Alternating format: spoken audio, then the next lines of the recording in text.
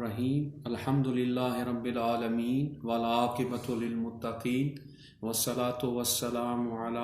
اشرف الانبیاء والمرسلین وعلی آلہ واصحابہ اجمعین اما بعد فاعوذ باللہ من الشیطان اللعین الرجیم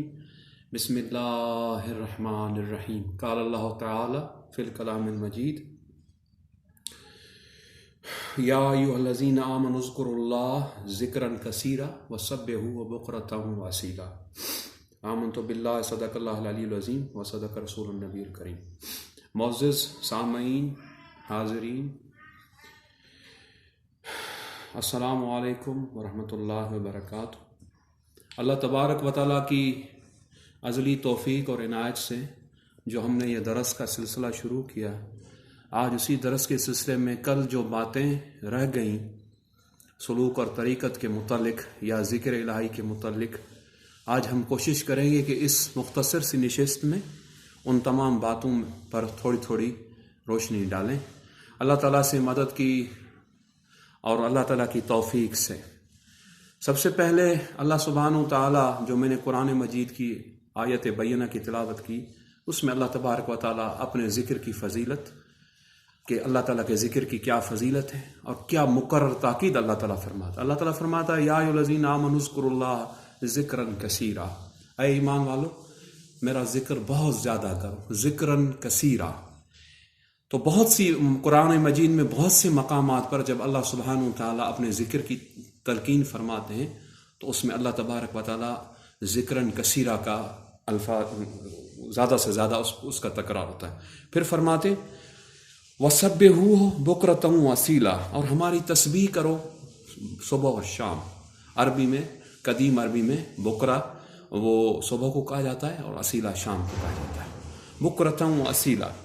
تو اس آیت کریمہ سے ہمیں یہ معلوم ہوا کہ اللہ سبحانہ وتعالی جو ہمیں فرماتے ہیں ارشاد، وہ ہے کہ ذکر کثیر کیا جائے۔ اب ذکر کیسے کیا جائے، ذکر کی کیا اہمیت ہے قرآن اور حدیث کی روشنی میں اور صوفیاء کرام کے فرمودات کی روشنی میں،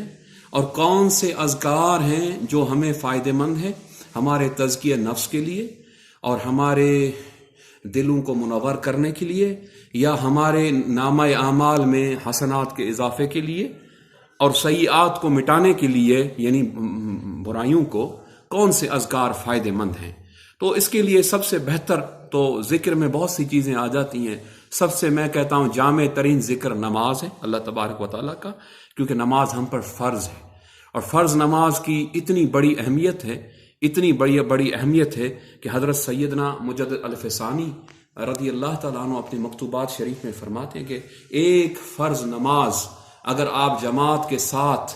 اور صحیح قرت اور ترتیل کے ساتھ ادا کریں، وہ صوفی کے خلوت کے لاکھوں مراقبوں سے بہتر ہے۔ اب دیکھیں، صوفی وہ جو منتہی ہوتا ہے، آج کل کے نام کے صوفی نہیں، نام سے صوفی لگا لیتے ہیں، نہ شریعت کا پتہ ہے نہ طریقت کا پتہ ہے۔ صوفی وہ اس کو کہا جاتا ہے جس کے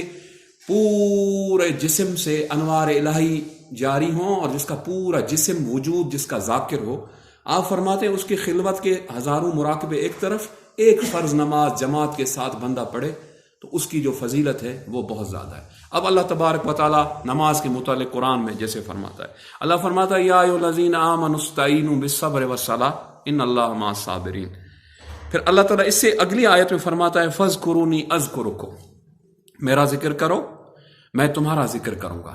یہ کتنی بڑی فضیلت ہے ایک انسان، ایک بندے کے لیے۔ ہم جیسے گناہ گار بدکار بندے، ہماری زبانیں گندی، ہمارے وجود گناہوں سے بھرے ہوئے، ہم دن رات جھوٹ بولتے ہیں، ہم دن رات اللہ تعالیٰ کی نافرمانی میں ڈوبے ہوئے ہیں، دعوے بڑے بڑے کرتے ہیں اور تقریریں بڑی بڑی کرتے ہیں، لیکن وہ ہمیں ہی پتہ ہے کہ ہمارا معاملہ کیا ہے۔ اللہ تبارک و تعالیٰ اپنا ہم پر رحم فرمائے۔ میں اپنی ذات کے لیے کہتا ہوں اللہ تعالیٰ مجھ پر رحم فرمائے، میرے گناہ اور میری خطائیں معاف فرمائے۔ لیکن اللہ تبارک و تعالیٰ دیکھیں ذکر کی فضیلت دیکھیں، اللہ فرماتا ہے فاذکرونی اذکرکم، میرا ذکر کرو میں تمہارا ذکر کروں گا۔ تو کیا انسان، ہم اللہ کے بندے ہیں، ہم اس زمین پر بیٹھ کر اگر ہم ایک مرتبہ اللہ کہیں گے، لا الہ الا اللہ کہیں گے، یا قرآن مجید کی کوئی آیت کی تلاوت کریں گے، یا کوئی حدیث شریف پڑھیں گے، یا نماز پڑھیں گے، کوئی بھی نیک عمل کریں گے، تو اللہ تبارک و تعالیٰ فرشتوں کے جو معزز محفل میں جہاں اللہ کے فرشتے ہیں، اللہ تعالیٰ ان فرشتوں کے سامنے فرمائے گا، دیکھو میرا فلاں بندہ مجھے زمین پر یاد کر رہا ہے، فخر سے۔ تو فرشتے تو اللہ کے مکرم اور معزز بندے ہیں، وہ تو ہر وقت کوئی رکوع کے اندر ہے، کوئی سجدے کے اندر ہے، کوئی قیام کے اندر ہے، کوئی قعدے کے اندر ہے، وہ تو ہر وقت اللہ تعالیٰ کی عبادت میں۔ لیکن ہمارا ایک مرتبہ یہ کہنا، اس سے